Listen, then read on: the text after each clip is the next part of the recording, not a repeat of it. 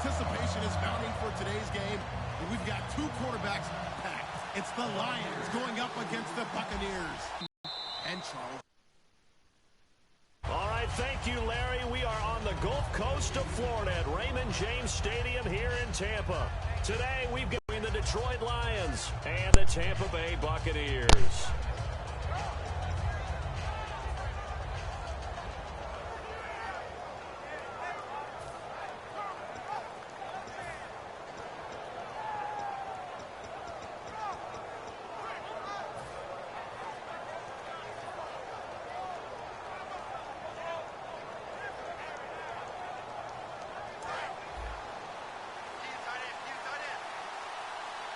They come up in an empty set. 4 wide receivers, 1 tight end.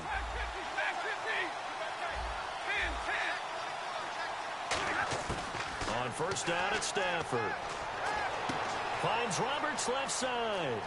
And they're going to get this one all the way out across the 45. A good pickup there at 22. Good throw, good catch, but I really like the route. The drag and being able to run away from defenders. Hard to stick with them for that long. Yeah, better against man than zone, or? Better against man, because now you're running away from someone and you're not running into a defensive player in another zone. So here we go, 1st and 10 now.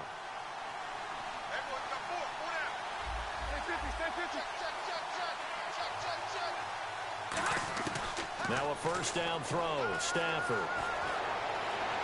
4 in Seattle, last 3 Detroit, and each of those 3 years 90 or more receptions. Finished this season with 91 catches, over 1,000 yards. And I saw him expand his game into the slot. Also came into the backfield and got carries and then ran routes from there. His yards after catch really jumped back up in 2016, and Golden Tate has shown that he's more than capable of being a #1 receiver in the NFL.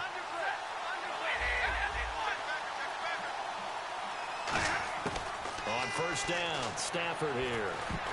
Oh, he can't hang on. That was a dream chance for any D lineman to possibly get a pick, but instead it falls down incomplete. The wide receivers, often a very, very talented group, and that's the case here. And they don't mind showcasing it either. Those guys love to be flashy, love to make big plays out in the open field. They will attempt to do so in this game.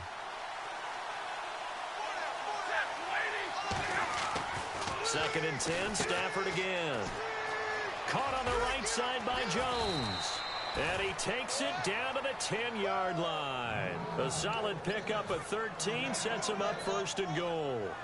I like watching the wide receiver screen because it's a real teamwork play. Because guess what? The guy catching the ball, he'll get all the credit. But how about the people up to block in front of him, either fellow receivers or offensive linemen? Oh, a hit. He lost the football. Stafford puts, look at this, middle of the field, a breakaway. He's at the 40, 20, 10, and he returns it to the end zone. A fumble recovery touchdown for the Bucs. And give some kudos to the defensive coordinator.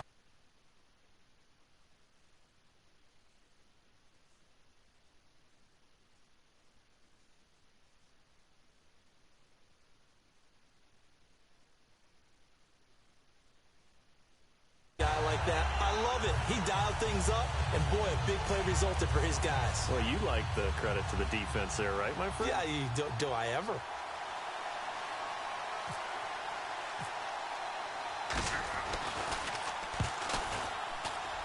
And that one gives the Bucs a 7-0 lead.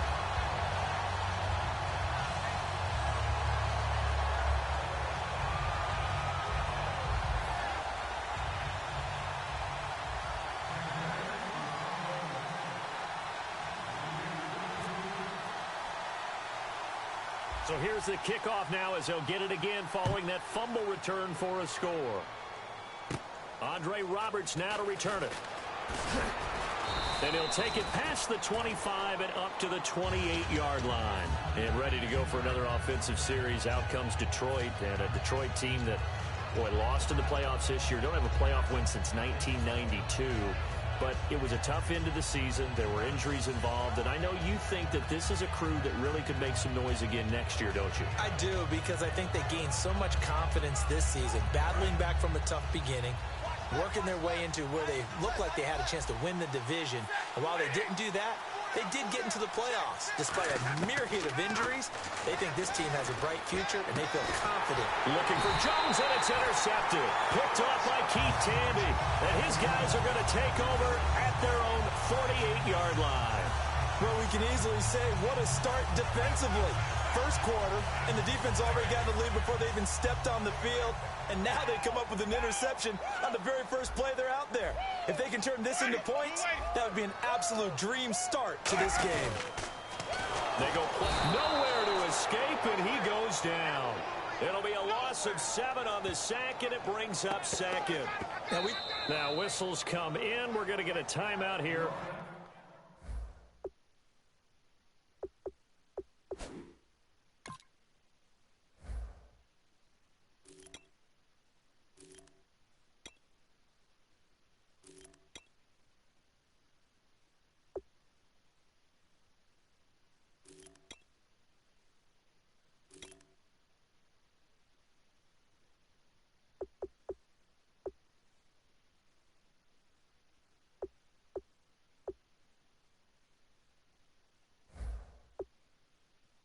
By the offense.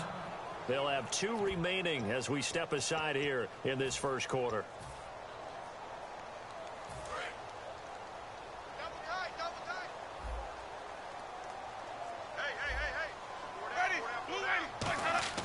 Second down, Winston.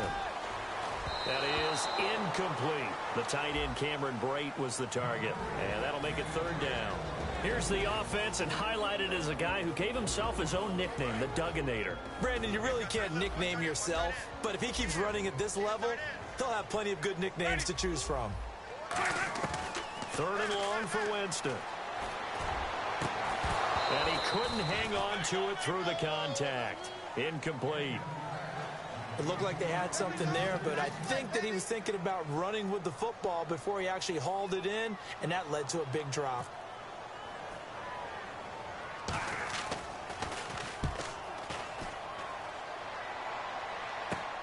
On the return, it's Tate. They'll score that a 36-yard punt, and the Lions will take over.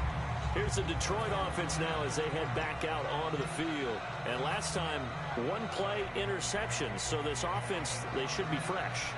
That's a good way of putting it.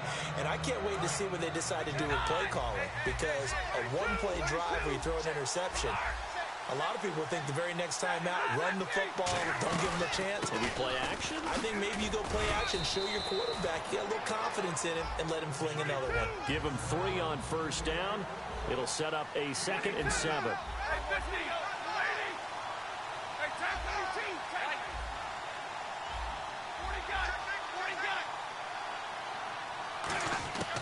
On second down, here's Stafford. Ebron with it over the middle. And he'll get it out near the 40 to the 39. The reception good for 7. It's third down. When you execute a drag or a crossing route really well and give them a chance to let it develop a little bit, you can gain some significant yardage hitting your tight end on that one. Well, they get the completed pass, but still have more to go here on third down.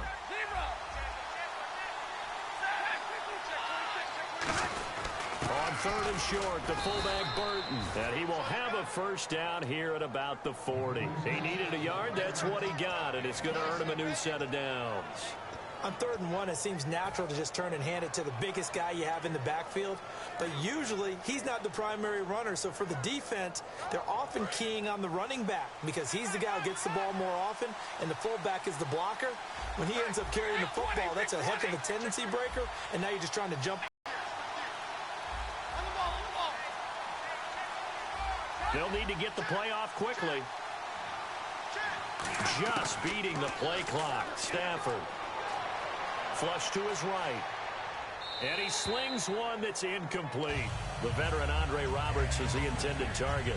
And now it's second down. I hope I don't sound too rah-rah on that one, but that's the exact right throw. Either your receiver gets it or no one gets it. Give him a... Got rid of it. No one got it.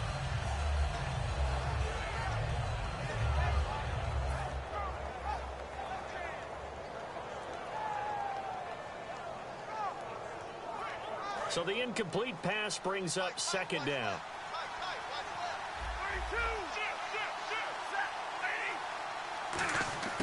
Back to the air. Stafford on second down.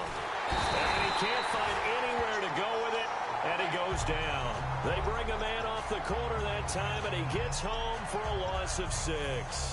Partner, I know the ball security's preached like crazy, but every now and then you've got to know when to get rid of the football and save a little bit of yardage if you're a quarterback. Because now if you're the offensive coordinator, what does it do if it was 3rd and 10 versus 3rd and much longer as it is now? Yeah, it changes everything in terms of play calling and the pressure you might expect to face on the very next down. Had to throw the ball away and save the yardage. He didn't get it done.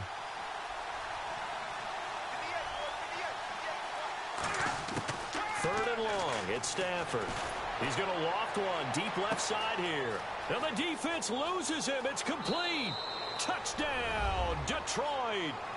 Golden Tate, 65 yards. And the Lions are an extra point away from tying this thing up.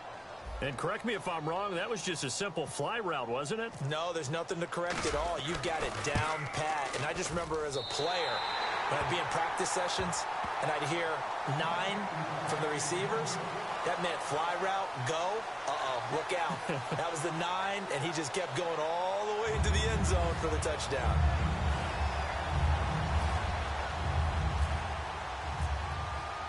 So after the touchdown, Martin now on to kick this one away.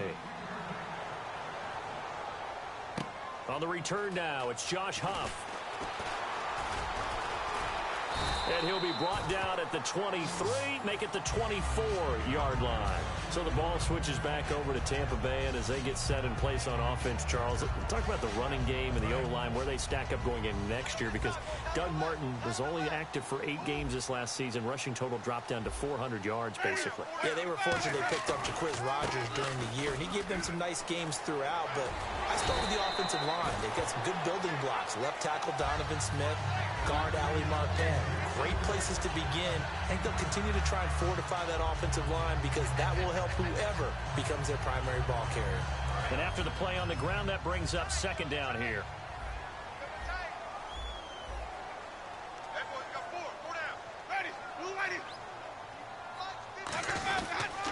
Again, it's Martin.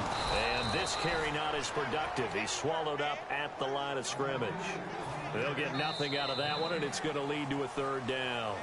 Back now with Charles Davis. I'm Brandon Gaudin. It's the Bucs in possession of the football as we begin the second quarter. They've got a third down and a yard to start things out.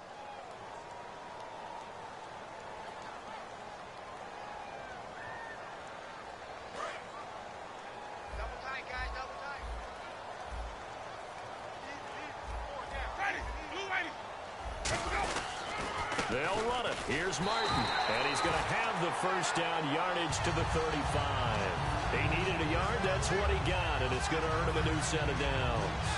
3rd and 1, partner. No need to be fancy there. Just use some force and move forward and pick up the first down. They come out here in the eye. Winston now. And a catch right side by Evans. A monster 2016 for Mike Evans. His Buccaneers didn't make the playoffs, but it wasn't because of his production. Led the league in targets and was in the top 5 in many other receiving categories. What a big-time year for him. Yeah, 4th in yards, 2nd in touchdowns, just outside of the top 5, 6th in catches. So he's going to be a handful for teams in the future. I mean, he's got a long career ahead of him. A long career ahead of him, and look for him to increase his yards after catch as he moves forward in his career. Brandon, more and more offenses are going to the philosophy of using every inch of the field to try and spread things out. And when you're running back and catch the ball as well, that can only help your offense.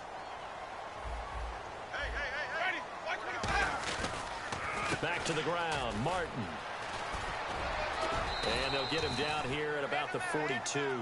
A nice run there, 9 yards, and it'll be second down. This drive is turning into an extended one, and the guy carrying the ball, he's becoming more like a body blows guy. Every carry is putting some damage on the defense. So after a while, I'm not too sure how many guys are going to want to run up and tackle him. Play fake to Martin. Now Jameis. He's going to find his running back. It's complete. And brought down, but not before they're inside the 25. A good pickup there at 20 yards. And when you have a guy in the backfield who can catch the football, you don't just use him strictly for checkdowns or dump-offs. You make him part of the primary passing attack, because what you're trying to do is get him into open field and then let him make people miss and advance the football. Let's go now. Here we go. Winston now to throw on first down. He completes it to Evans. And he'll take it down here just shy of the 15 at the 16-yard line. 7 yards on the play, and it'll make it a second down. When you see zone defense and you know you've got a drag route on as your primary call, you've got to be really careful as a passer about how far you let your guy go, because he might wander into some tough coverage. One receiver to the left is Evans. Now a play fake to Martin. Here's Winston. He's going to hit his man out of the backfield, complete. And he's able to work it here to the 8-yard line. It's an 8-yard pickup, and it leads to a first and goal. So many times you hear today's NFL described as a space game. Get your best players into space with the football in their hands. That's why sometimes you just swing it out to your runner, get him out in the flat, and let him have a chance to make people miss an open field.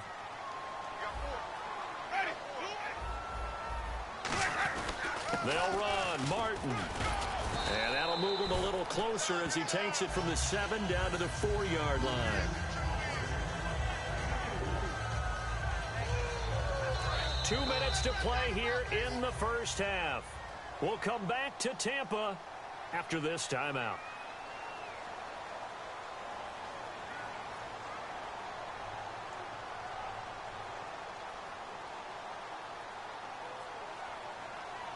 And the seemingly endless drive continues.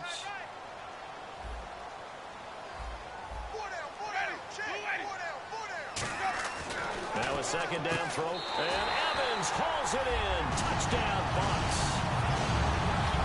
Mike Evans from 4 yards out. And the Buccaneers here finding a way to stretch their lead. And all about timing there on that short slant, Charles. Exactly right. That was timed up so well. The route, the throw, touchdown.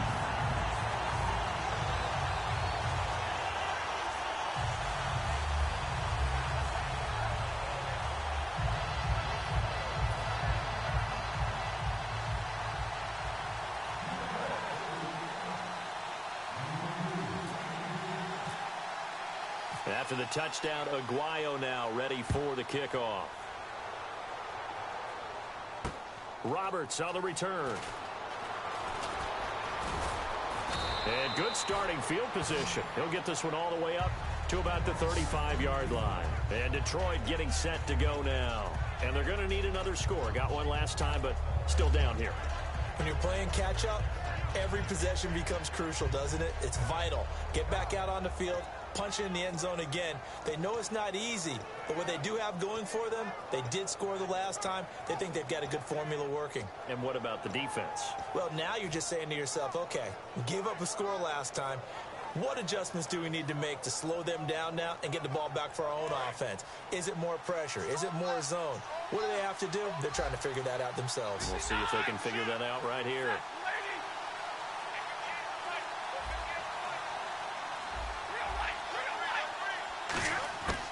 On first down at Stafford. Caught right side, Tate. A really nice pickup of 14 yards, and it moves the sticks. So in the second quarter, he's on yards receiving now. And isn't 100 the magic number for a really good game for a receiver? So he got a chance to really shatter that and have a profound effect on this game.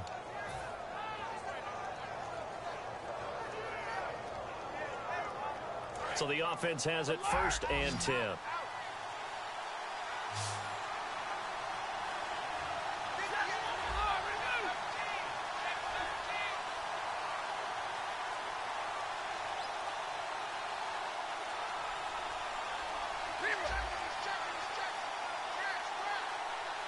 We'll have 2 remaining here before we get to halftime.